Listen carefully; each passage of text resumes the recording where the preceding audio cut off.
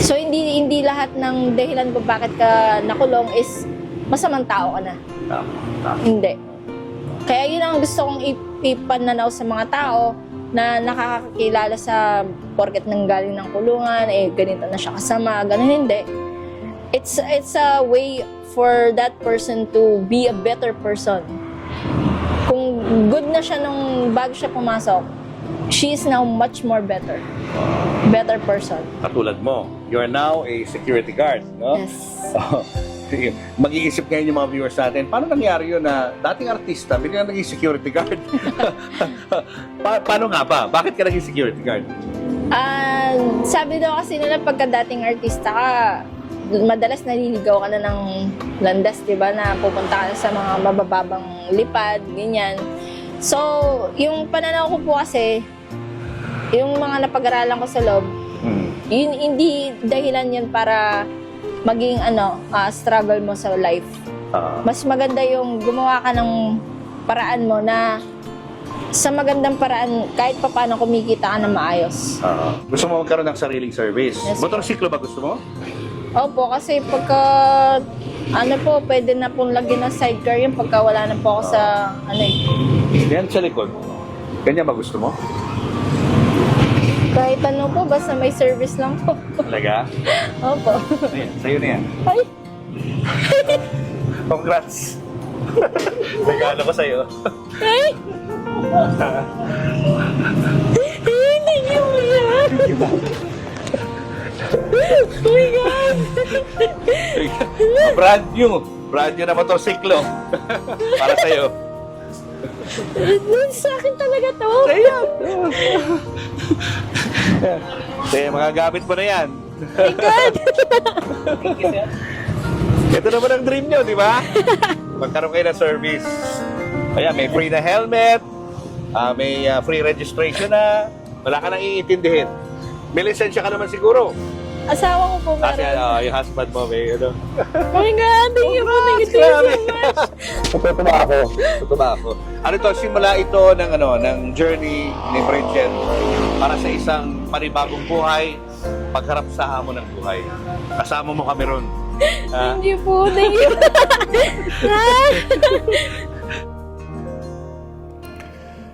Inilunsad ng Seiko Films bilang sexy star si Bridget De Hoya sa pelikulang Kangkong. Dahil uso noon ng mga ST movies, naging instant hit ang pelikula. Bago ito, lumabas din si Bridget sa pelikulang Gigil. Nakakadalawang pelikula pa lang si Bridget, napilitan na siyang talikuran ang pag-aartista dahil sa mga personal na problema. Pagkaraan ng ilang panahon, biglang naging laman ng balita si Bridget noong 2018 nang arestuin siya ng PNP dahil sa pinagbabawal na gamot. Pagkaraan ng 4 na taon sa kulungan, na-dismiss din ang kanyang kaso dahil sa kahinaan ng ebidensya. At ngayon, muling nagsisimula si Bridget sa pagsusulat ng panibagong yugto ng kanyang buhay bilang isang security guard. Nandito tayo ngayon sa Angeles, Pampanga at naghahanap po ako ngayon ng motorsiklo na pwede kong ibigay kay Bridget para magamit niya sa pang-araw-araw. At ito, magtanong tayo rito. Hi, hello! Hello! Magandang Good morning, sir. umaga. Yes, good morning po. Ano bang mga motorsiklong pwede namin bilhin dito na pariregalo ko kasi sa isang kaibigan natin? Ito po, sir, yung mabenta po namin ngayon, sir, na RS, na po ito, sir. Ang price po niyan is 42. Makakalis po tayo ng 2,000 discount po. Uy. Free helmet po siya, then 3 years registration na po, sir. O yan, kukunin ko na yung motor. O, itong bayad. Sir. Yan. So, bibilangin Sige, natin, sir. bilangin mo na lang.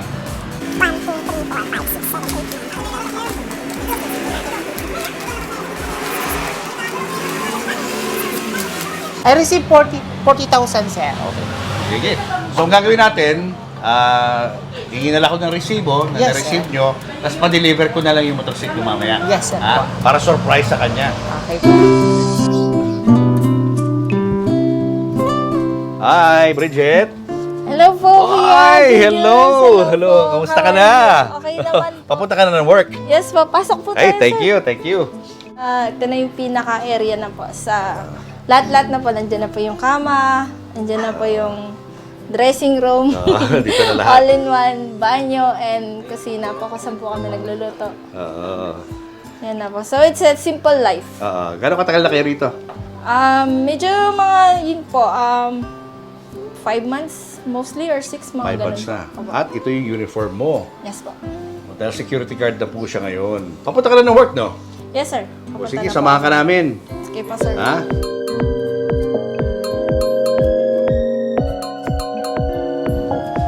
Ayan! Wow! Ano? Ready na? Ready for work?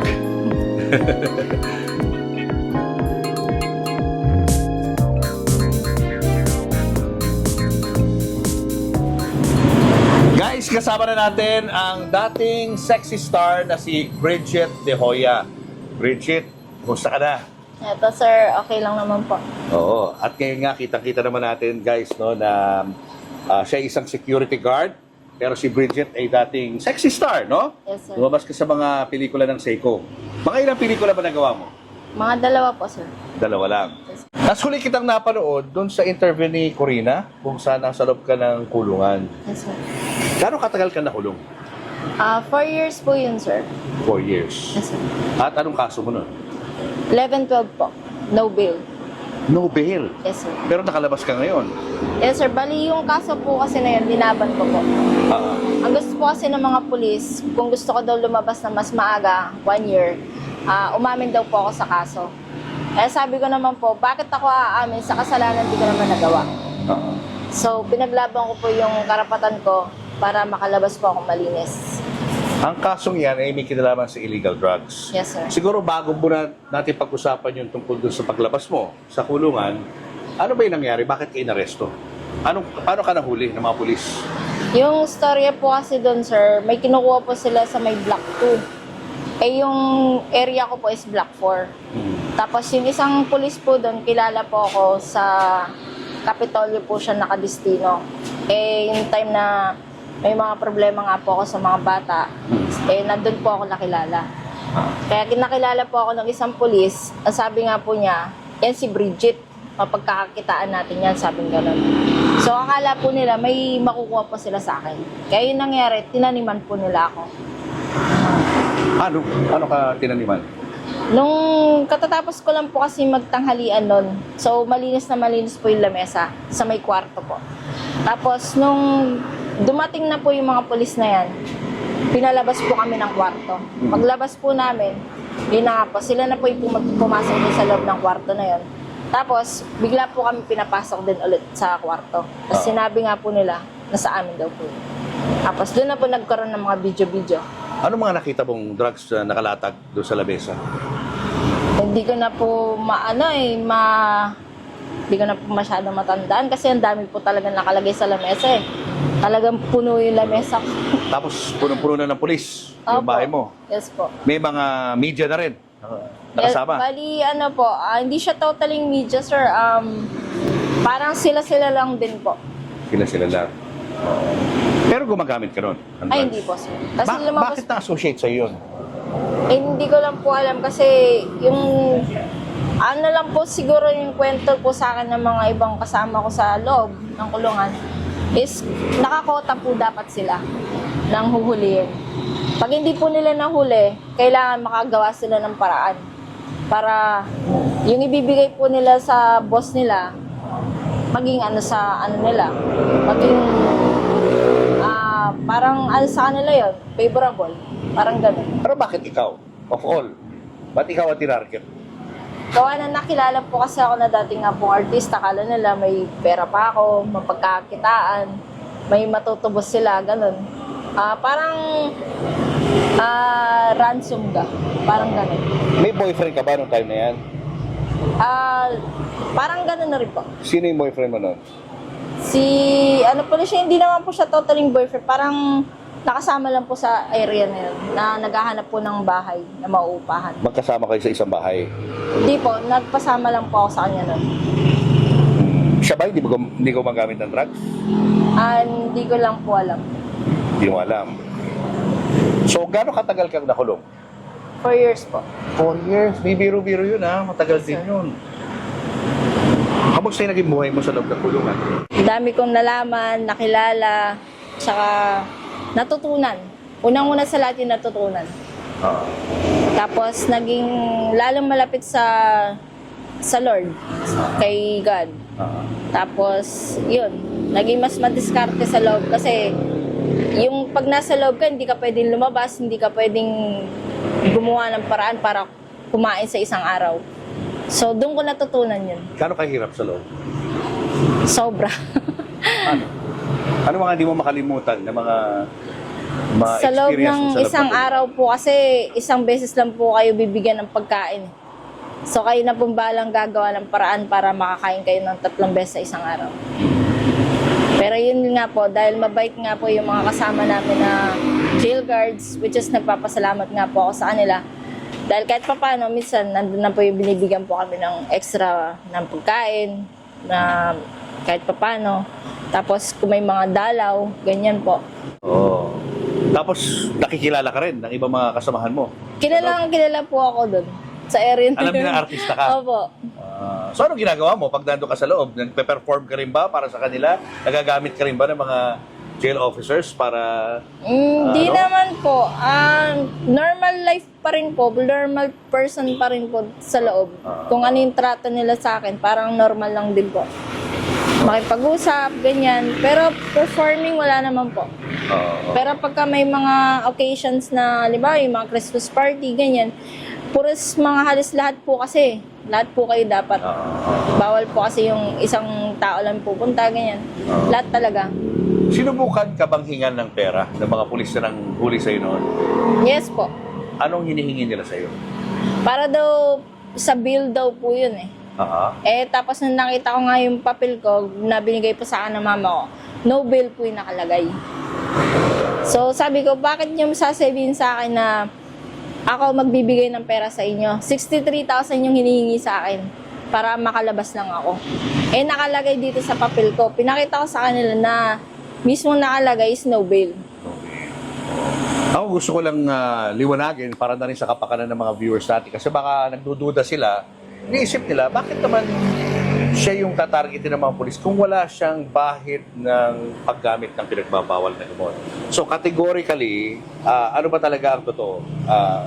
Gumamit ka ba ever ng drugs sa buhay mo? Ay, hindi sir. Wala talaga?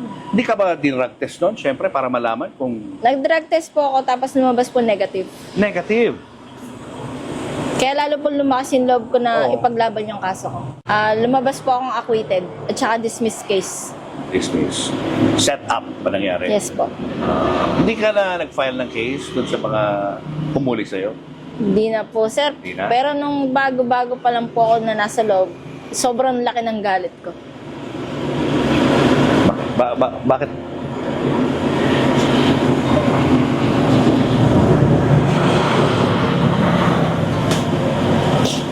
Sobrang laki ng galit ko kasi nandun na yung masisira yung mga ano ng mga bata.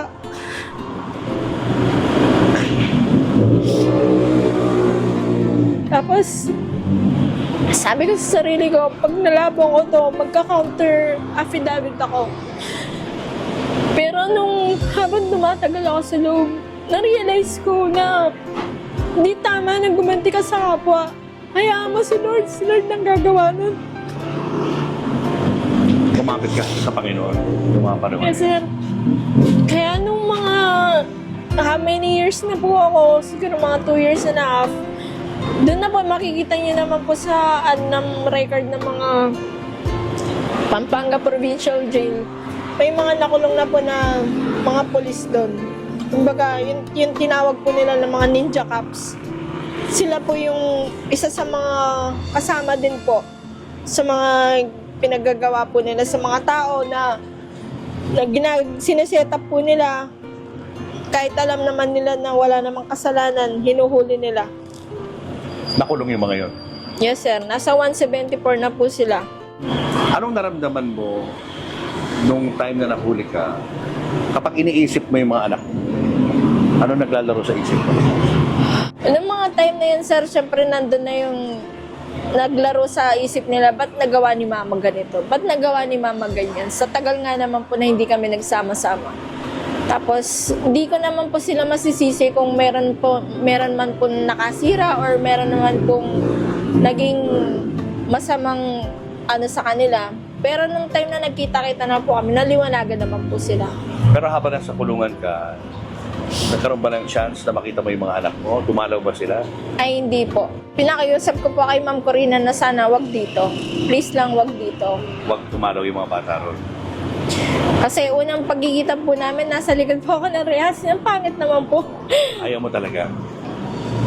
Kaya ako na po yung, kumbaga yung, si Lord na rin po yung siguro yung gumawa ng way.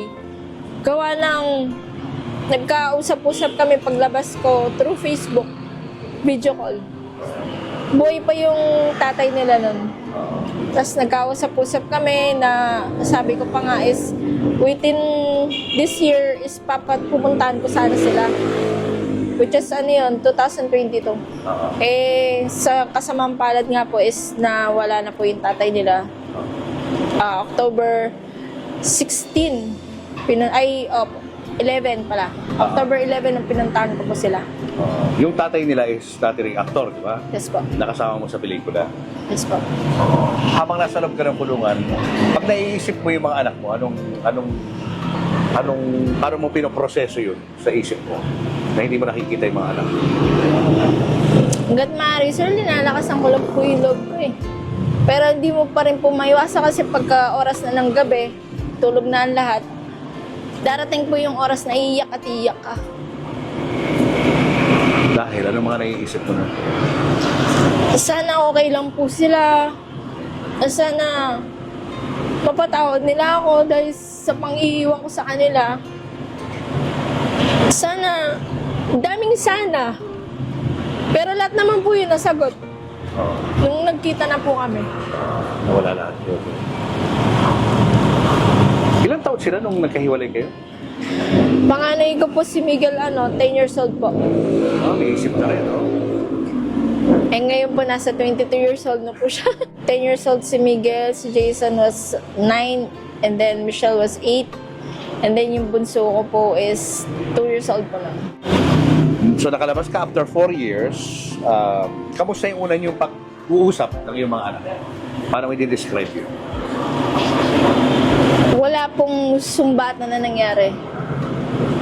Lahat po ng hiningi ko na mayakap ko lang sila. Lahat. Actually, pagdating ko, yakap agad yung nangyari. Walang usap-usap, yakap agad. Tapos yun, nag-iiyakan na kami. Kaming apat talaga, parang group hug talaga siya. Tapos, yun, dun na po nag-upisa yung questions na ganito, ganyan. Tapos, nothing bad naman po. May halong tawanan na rin. Yun. Ano pakiramdam na mayakap mo muli ang iyong mga anak? Sobrang happy. Masaya. Ano reaksyon ng bunso? Nakita ka? Happy din po. Yumakap po siya na may Umakap din, ha? Would you say na isa yun sa mga pinakamasayang eksena sa buhay mo? Yes, sir. Super. Aha. Kasi hindi naman po nabibili yung mother's love. Yung kasiyahan na mayakap mo yung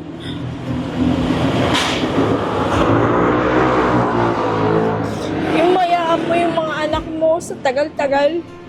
It's been how many years? 13? Tapos yun yung kauna-unahan na makasama mo ulit sila. Sobra. Sarap ng pakiramdam.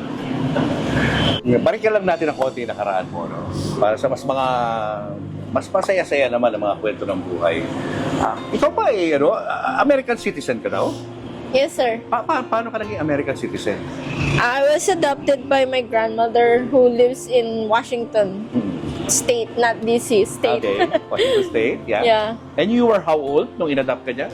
I was about 5 years old when I got there. Pero baby pa lang po ako, na-adapt na po niya ako. So naglalakad na po siya ng mga papers.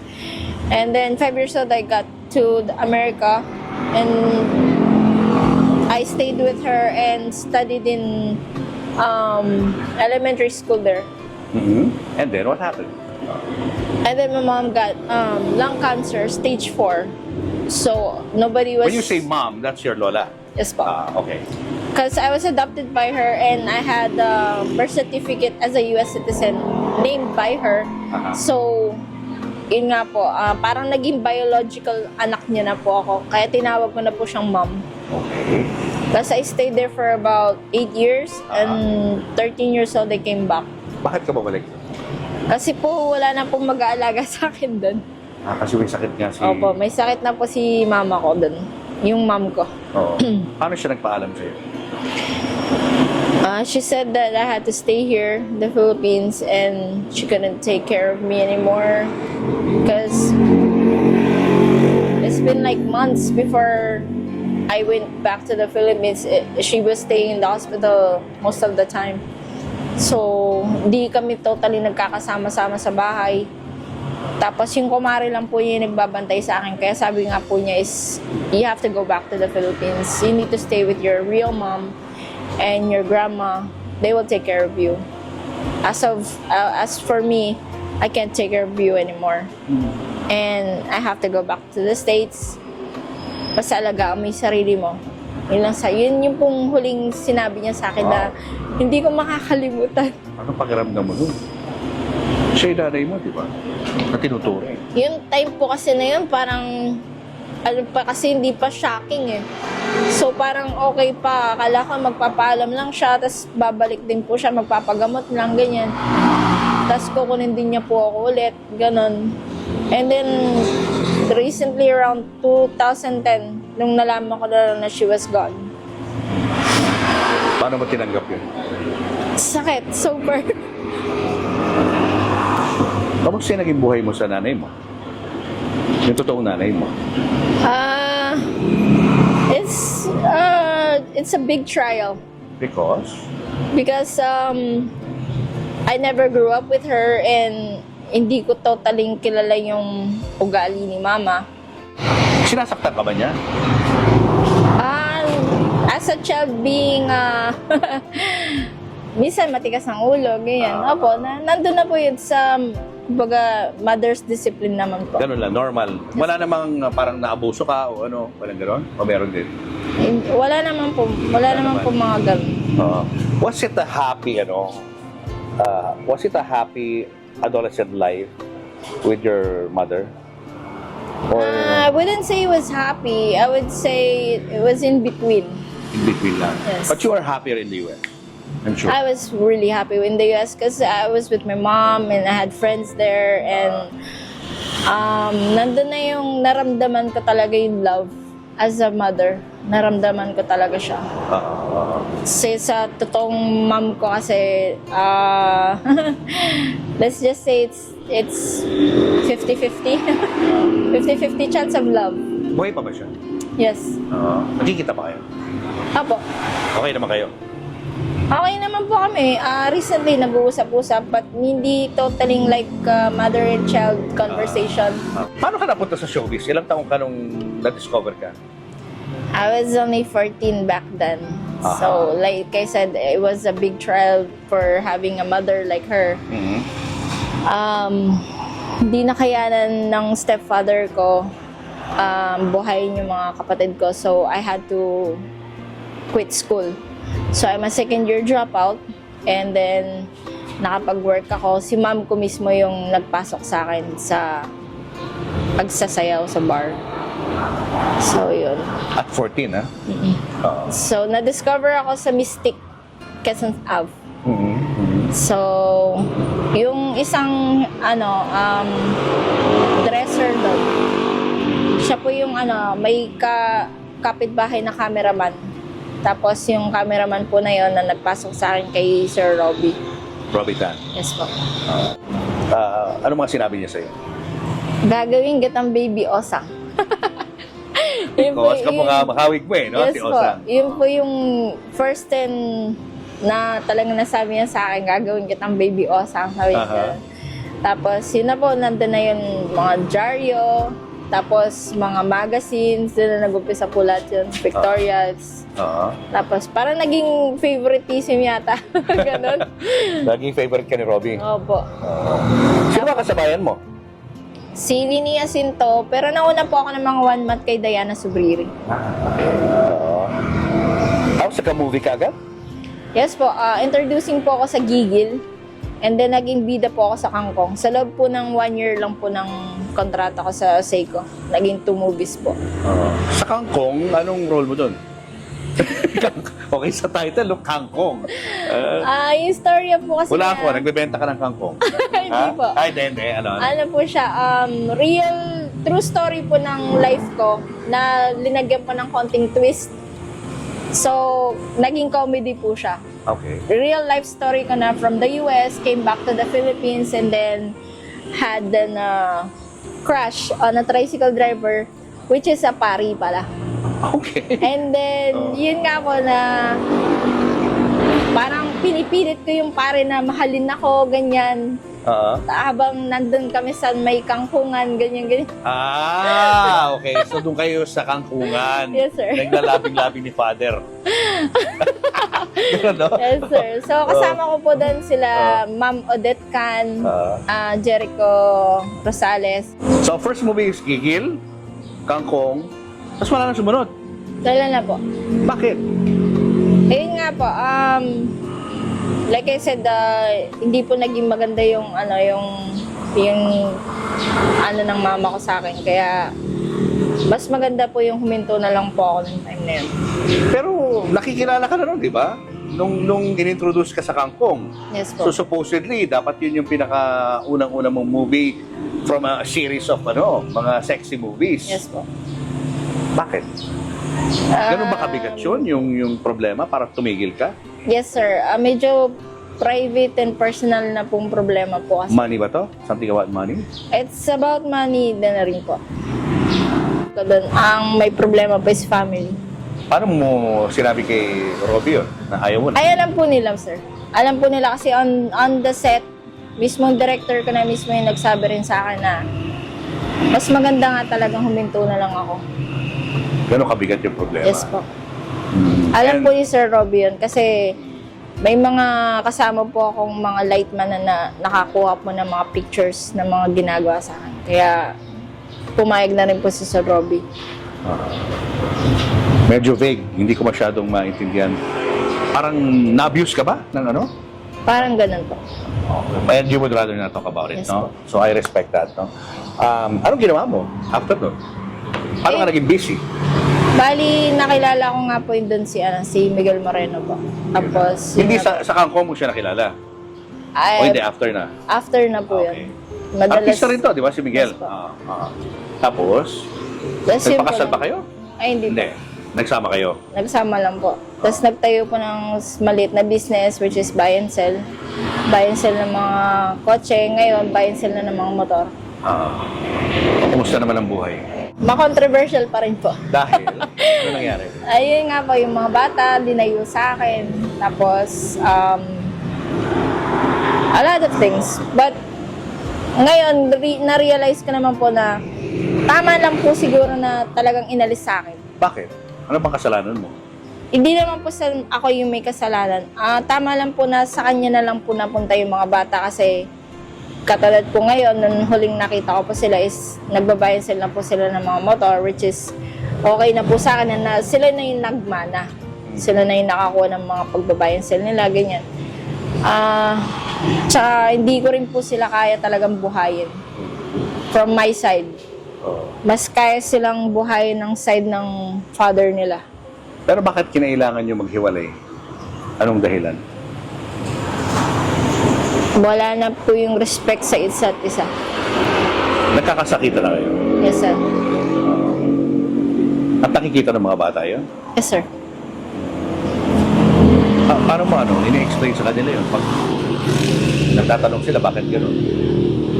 Yung mga panahon po na yun kasi hindi ko na po matandaan kung paano ko po na ipapaliwanag sa kanila. Pero ngayon pong latest na lang po is okay naman po kami. Ibig sabihin, hindi po ako sinira ng tatay nila sa kanila.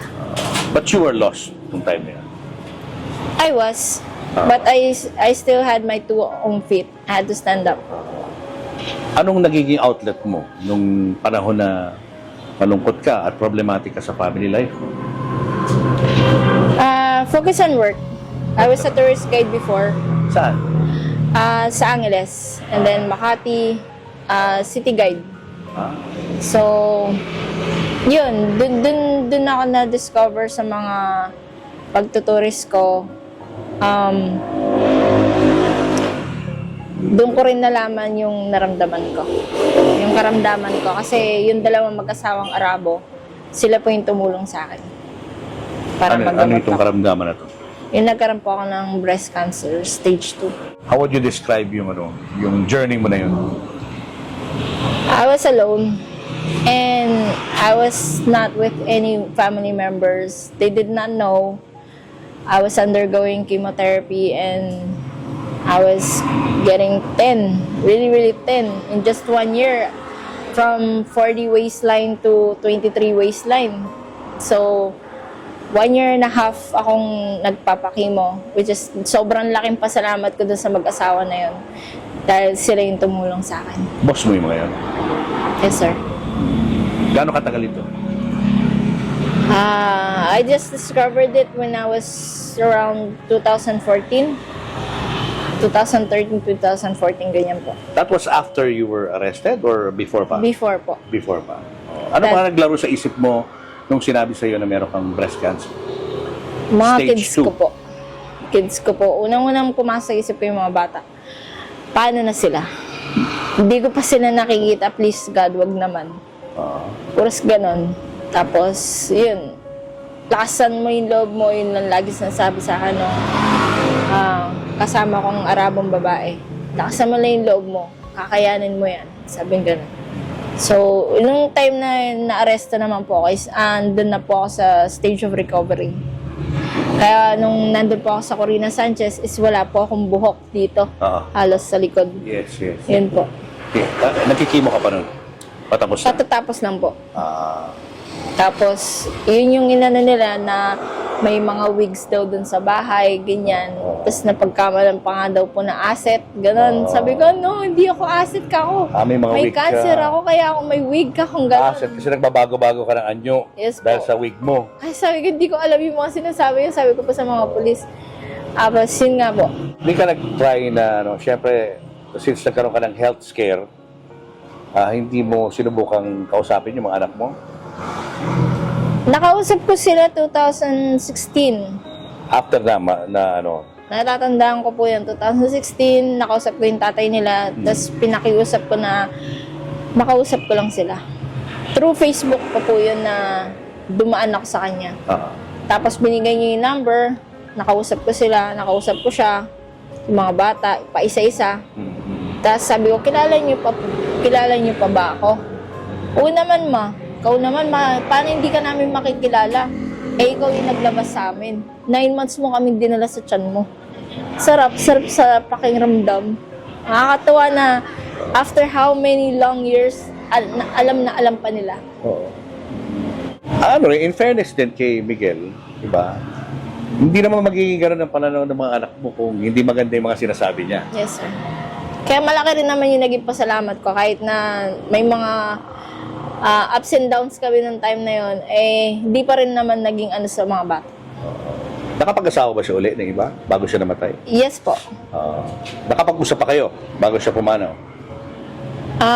Yung paglabas ko po noong April 29, mga around May po yun, birthday po ng anak ko, kung natatandaan ko, is nakapag-usap po kami through chat, video call. Tapos yun nga po, nakausap ko yung panganay ko. Kumusta naman? Okay naman po, nandun na yung, may galit na siya ng time na yun, yung anak kong panganay, kasi akala niya ganito, ganyan. Tapos sabi ko, papasyalan ko kayo para paliwanagan ko sa inyo. Yun na yung nagkaayos-ayos na Yun na kayo. po. Siyempre, may stigma yan eh. Ang society, pag nakita ka, ang tingin sa'yo ex-convict. Mga ganon, di ba? Kahit hindi ka naman convicted. Yes, sir. Galing ka sa bilangguan. Iba yung tingin. Sa totoo lang, iba yung tingin ng mga tao kapag nanggaling ka sa kulungan. So, paano mo hinarap yung ganong challenge? Unang-una po kasi sa FB, masyadong social media, masyadong maraming bashers, comments, na halos hindi naman nila kilala yung tao, is ginajudge kagad. So, hanggat maaari, hinarap ko yun. gumawa ako ng sarili kong vlog. Tapos gumawa ako ng sarili mga videos na this is me now. Don't judge. Don't judge the person just because of the past. And don't judge because nanggaling lang siya sa likod ng rehas. Hindi lahat ng mga nakakulong tulad ng sinabi ko nun na kay Ma'am Corina, hindi lahat ng nakakulong may kasalanan. So it's God's way of maybe putting someone in that situation. Maybe naliligaw na siya ng landas or nakakalimot na siya. It's God's way kung bakit ka nandun. So hindi lahat ng dahilan kung bakit ka nakulong is masamang tao ka na. Hindi. Kaya yun ang gusto kong ipananaw sa mga tao na nakakakilala sa porket nanggaling ng kulungan, ganito na siya kasama, ganun hindi. It's a way for that person to be a better person.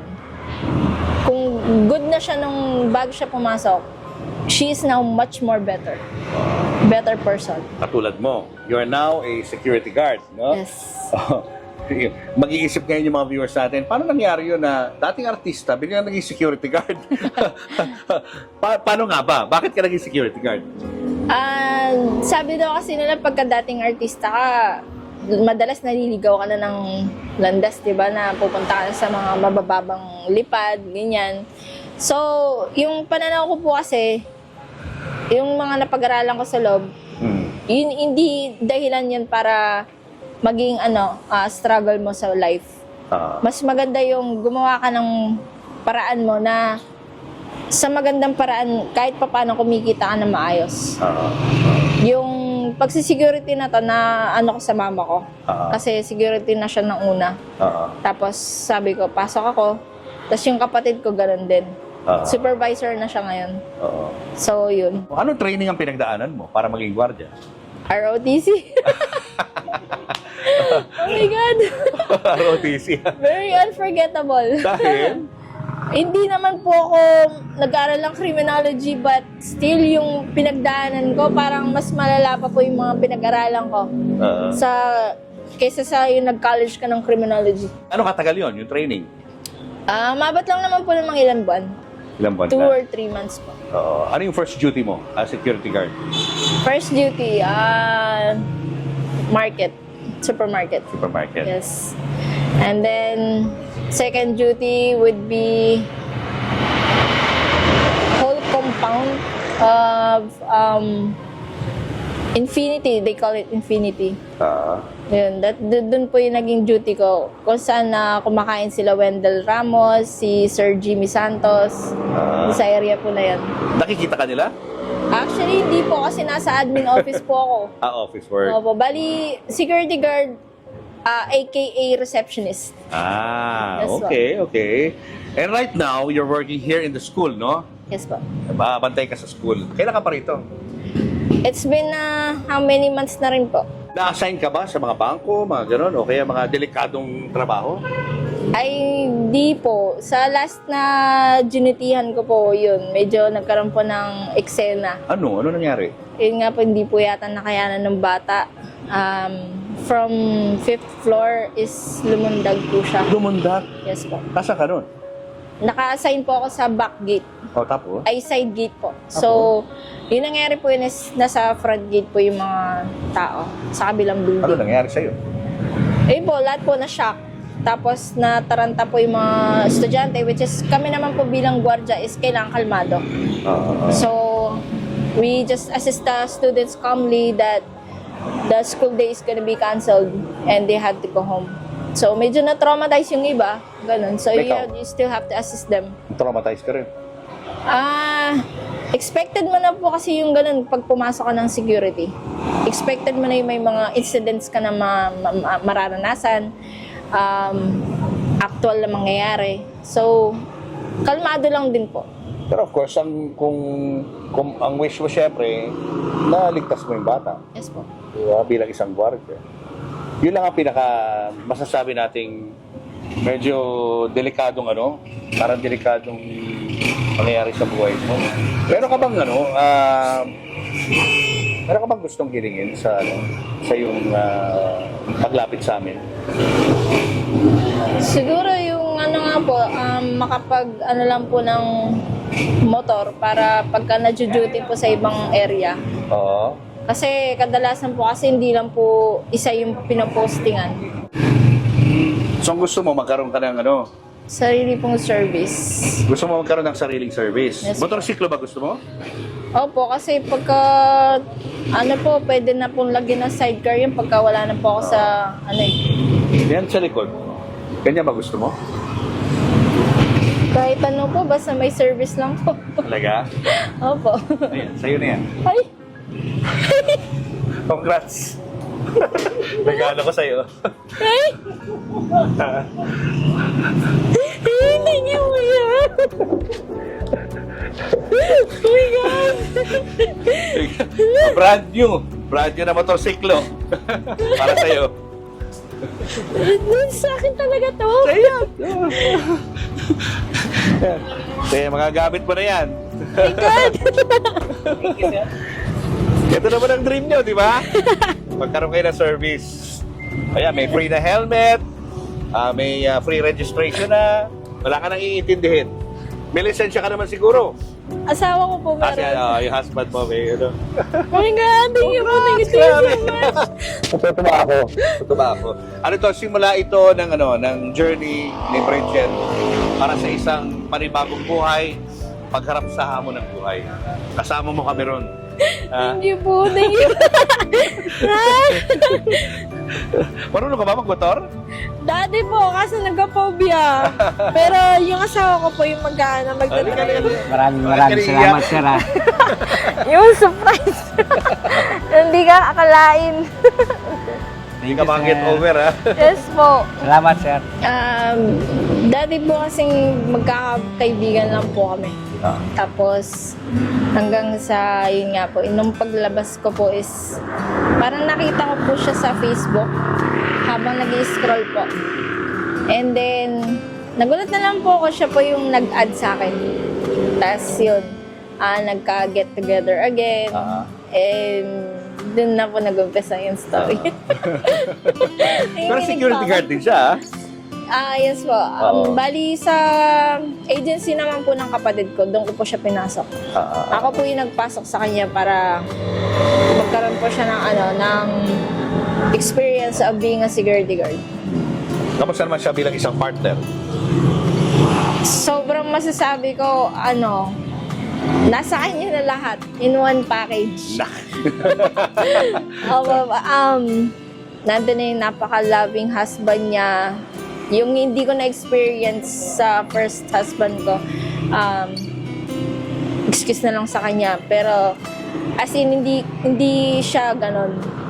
Never dumugpa yung kamay niya sa akin. Hanggat maaari, pag alam niya nang galit na ako, siya mismo gagawa ng paraan para kumalma ako, maging okay ako. Binibilan ako ng roses pag alam niya may galit na ako sa kanya. Uuwi siya may roses. Sweet, ha? Yung mga ganun po. Opo, ganun po siya. And every mansary, hindi na dapat sinaselebrate, pero mansary talaga alam na alam niya. Oo, napakaswerte mo naman. Yes, po. At swerte din naman Super. siya sa'yo. Yes, Siyempre, di ba? Wala kayong planong magpakasal balang araw? Yun po, sa ngayon nag-iipon nga po dapat kami para sa, kahit sa West lang po, makapagpakasal kami. Kasi single po ako sa status ko, kahit siya ganun din. First husband and first wife po kami yan. Pero dahil American citizen ka, may chance ka pa na bumalik sa US. If Yes, sir. ever na hindi or maging challenging ang life mo rin sa Pilipinas, pwede pa rin namang maging alternative yung pagbalik mo ng US para doon ka magsimula ng panibagong buhay. Yes, sir. Kung ako lang naman po yung masusunod, okay lang naman po sana na bumalik. Kaso, big problem po kasi is yung back to step 1. Ando na yung wala kang bahay, wala kang trabaho, wala kang pera, wala kang kahit ano. So it's like just coming out of a shell, like you were just back from the jail and coming out with nothing. Unlike here, alam mo na po yung pasikot-sikot ng buhay na madiskarte, kung ano yung pwede mong gawin, kahit pumunta ka lang sa kapitbahay, umutang ka, pwede. Sa Amerika kasi, sir, di naman po pwede. Totoo. Opo, kaya yun nga po, magiging big struggle po. Anyway, I'm happy for you na nagsisimula ka na ng panibagong buhay. At ano naman ang pakiramdam na ikaw ay may bago na sasakyan? Oh my God, yung feeling iba.